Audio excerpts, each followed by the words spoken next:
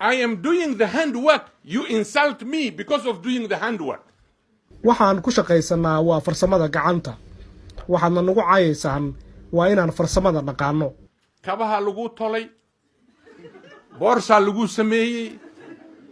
You respect the Italian who makes the shoes and the handbag. waad xushmaynaysaa talyaaniga kabaha iyo boorsada tola laakiin kan Soomaaliga ah ee kula jooga ee kabaha mindida iyo birahaba farsameeya si joogta ayaad u takooraysaa ma isweydiisay wali horta qof aqli leh ma tahay. You can't believe when my brother graduated from primary, all the teachers, all the parents were invited there, and my brother was number 1 in the school. ma rumaysan kartid markii walaalkay uu ka baxayay dugsiga hoose waxaa jirtay in ay joogeen waalidiinta ardayda oo dhan oo la casumay walaalkay waxa uu galay kaalinta koobaad ee iskuulka maada kasta 100% ayuu keenay because he scored all 100. So the headmaster said maamulihii iskuulka oo ardayda guddoonsiinaya shahaadooyinkii ayaa waxa uu yeeray walaalkay waxa uu yiri waa ardaygan oo kale kanaan u baahannahay ee barito mustaqbalka dalka anfacaya. So the headmaster said, this is the kind of student we want. This is the kind of student who will help tomorrow the country, the Bantu or Jareer, whatever you want to call it locally. walaalkay waa Bantu ama Jareer sida gudaha looga yaqaano. mid ka mid ah waalidiintii Soomaalida ahaa ayaa inta uu istaagay waxa uu si carale kor u yiri war hadda ma waxaadna leedahay caruurteen oo dhan ma adoonkaas ka badiyay because we are considered a slave in Somalia. waxaana loo haystaa inaan adoomo nahay Soomaaliya ma ahan inaga oo kaliya ee qof kasta oo Afrikaan ah haddaad madowdahay oo aad san weyn tahay oo aad timo adag tahay waxa tahay adoon ma garanayo cidda ileh waxaan raadinayaa cidda aan adoonka u ahay welina ma hayo. I'm looking for my master I don't see yet.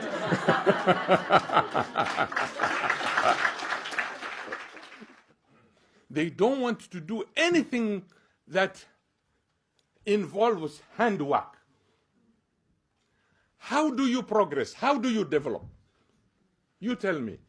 These missiles that are being sent, this technology that is happening among the Japanese and all this, do you think it came because of Gabay?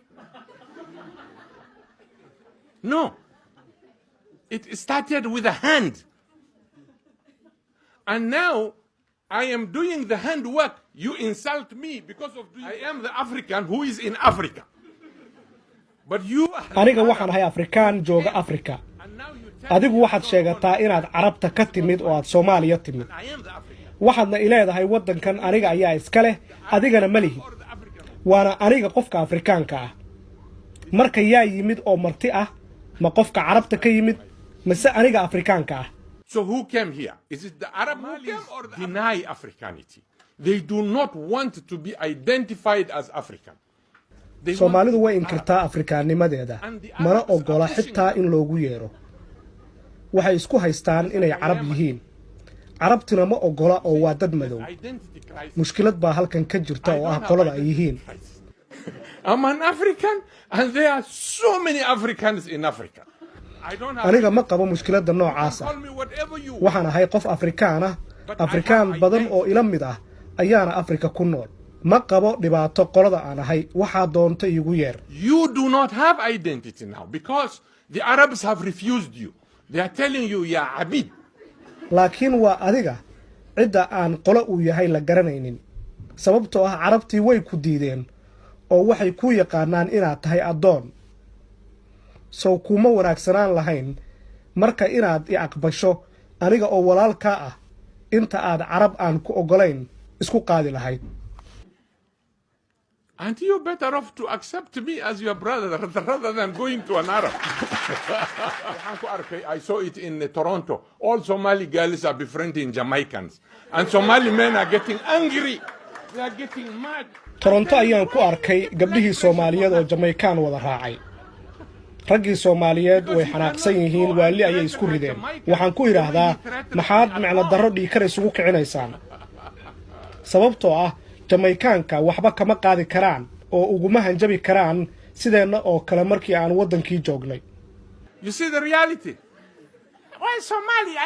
That gesi bananahay. We are Jamaican. Why can't we stop them? Why don't we stop the Jamaicans from our girls? waad aragtaa xaqiiqda jirta soo maaha. maxaad Jamaicanka u joojin weyseen? maxaad Jamaicanka gabdhaheena uga celin? Cultural belief that a Jarer or a Madiban or a Gaboye, he cannot marry the other Somali group. Why? waxaa jirta caqiida dhaqameed oranaysa Jareer, Madibaan ama Gaboye ma guursan karaan Soomaalida kale. maxay tahay sababtu? ii sheeg maxay tahay sababta aysan u guursan karin? Tell me, why can't he marry? What is the reason? I was teaching at York University in Canada. ورنا على عبودك يا قال هذا والله والله you know مثل كلا الصع. And I tell them, welcome to the real world.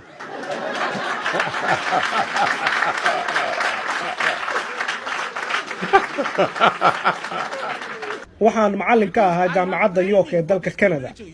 waxaan arkay arday Soomaali oo ka cabanaysa cunsurinimo. waxaan ku iraahdaa ku soo dhawaada dunida dhabta ah. sababtoo ah anigu waxaan qabaa tababar aad idinku isiiseen markii aan dalkii joogay. waxa aad ka cabanaysaan waxba iigama duwana jab doolsha. xitaa hal maalin oo kaliya weligay cunsuriyad kuma dareemin Canada. sababtoo ah idinka ayaa horay ii tababaray. I never felt even single day in Canada that I was discriminated. Never. Because I was already prepared by you guys. Unless you want to change. I don't want to marry you. I don't want anything. I married Indonesian. What is the reason? In my had the gursishadaas dan kala ku jirto.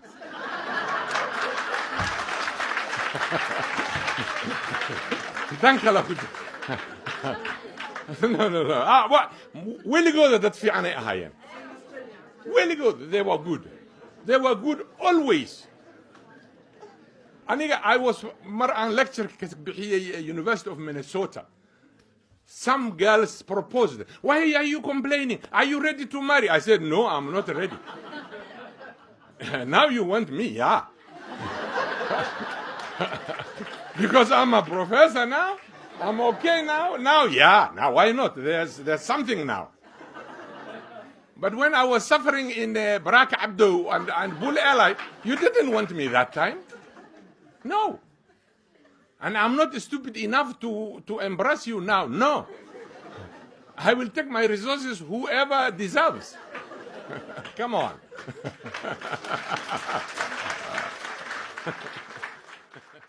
There are two groups of Somali Bantu in Somalia. Those along the Shebeli River, both banks of the Shebeli River, and those along the Juba River. Those along the Shebeli River were there even before the Somalis came. Those along the Juba River are those who were duped by Arabs, Omanis, into slavery. They brought as a cheap laborer at the beginning, but when they brought them into Somalia, they were turned into slaves. And that is why they ran away from slavery and established their own polity in Gosha, around Kismayo area. When they ran away, their intention was to go back to their country of origin. Originally, those in the Gosha, they are from Tanzania, Malawi, Mozambique. Arabs brought them, Omanis. Said Said, who controlled the whole coast. I teach history. If I start this, I will not finish.